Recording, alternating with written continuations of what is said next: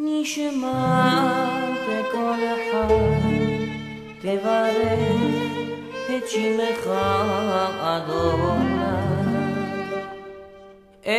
téléspectateurs, bonjour. Nous voici une fois de plus pour une nouvelle émission chez Makoli, dédiée cette fois-ci en l'honneur du Shabbat, toujours. Et nous avons parlé la dernière fois des makamim et j'ai introduit le makam Sika avec Ki Yesh Mera Shabbat. Alors pourquoi j'ai choisi Ki Yesh Mera Shabbat? Parce que ce sont des paroles que tout le monde connaît et que généralement on chante. Alors aujourd'hui nous allons étudier un autre makam qui est le makam Sahli. Le voici. Ma tov yom shemo Shabbat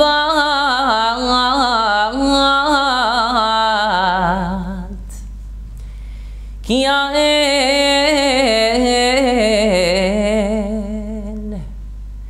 berov hivat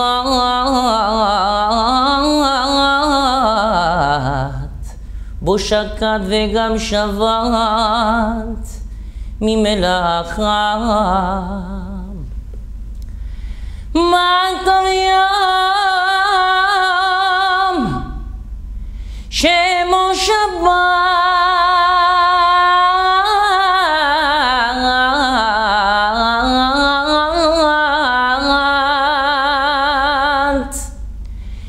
ki yael berov hivat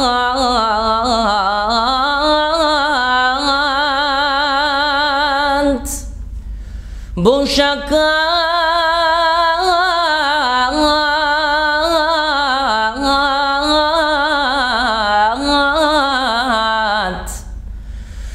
shakat vegam shavat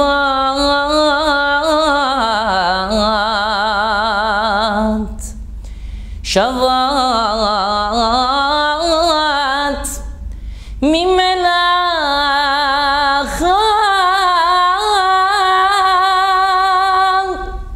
ki yesh mera Shabbat en yishmereni אותי לעולמי עד בינו וביני אסור מצוא חפץ לעשות דרכים גם מן לדבר בו דברי צרכים דברי סחורה דברי מלכים אהגה בתורת אל אהגה בתורת אל ותחכמני. Alors je m'arrête là pour essayer maintenant de vous expliquer vraiment la signification du makam. Vous avez entendu Ki yesh mera Shabbat. Vous avez vu que la racine de Sahli correspond musicalement aux notes de musique de la mélodie de ce qui est Ki yesh mera Shabbat. Alors si on revient au makam Sika, où j'ai utilisé d'autres mots bien sûr pour l'introduction, où j'ai fait la chose suivante. השמיים מספרים כבודו וגם הארץ מלאה חסדו.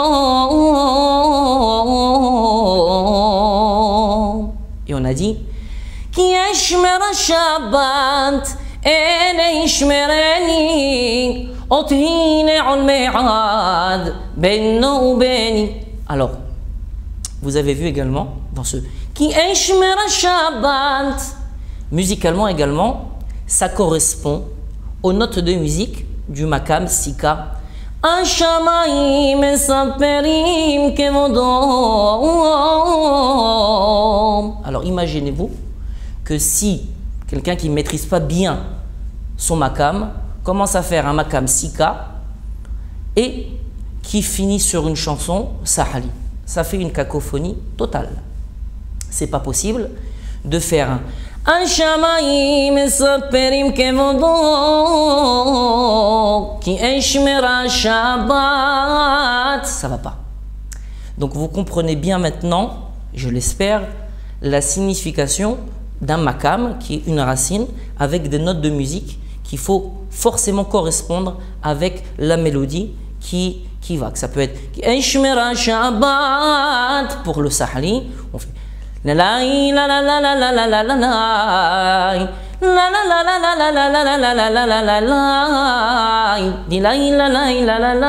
la la.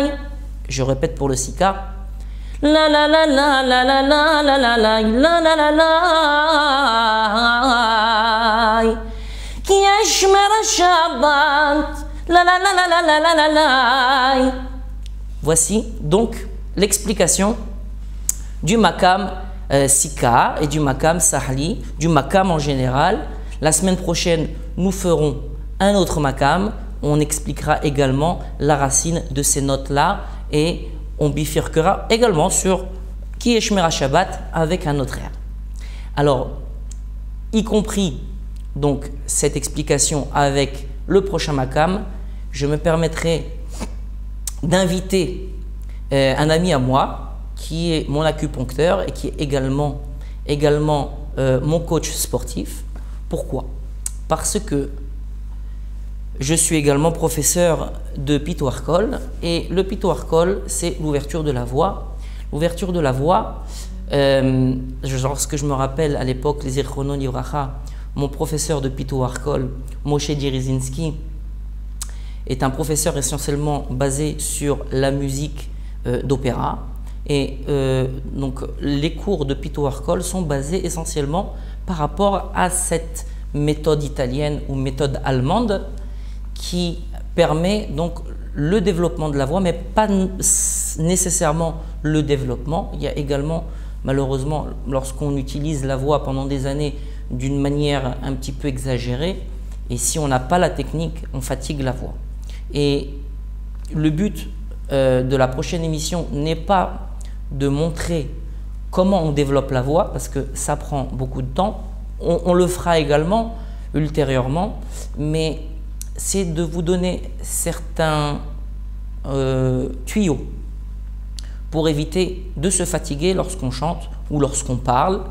Et pourquoi je parle d'acupuncture?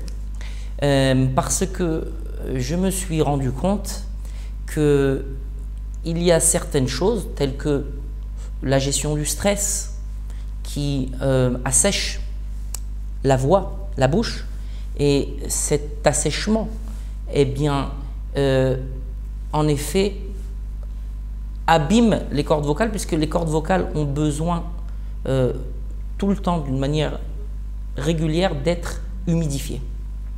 Donc, un des problèmes, c'est comment humidifier ces cordes vocales pour pouvoir avoir une flexibilité.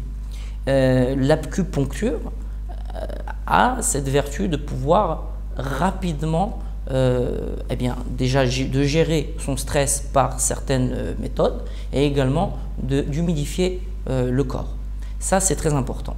Il y a également certains tuyaux comme comment dormir, comment sortir de sa douche, quoi manger avant chanter, quoi éviter de faire. En tout cas, j'en dis pas plus, je réserve tous ces bons tuyaux-là pour la prochaine émission, si Dieu veut, avec l'aide du Tout-Puissant.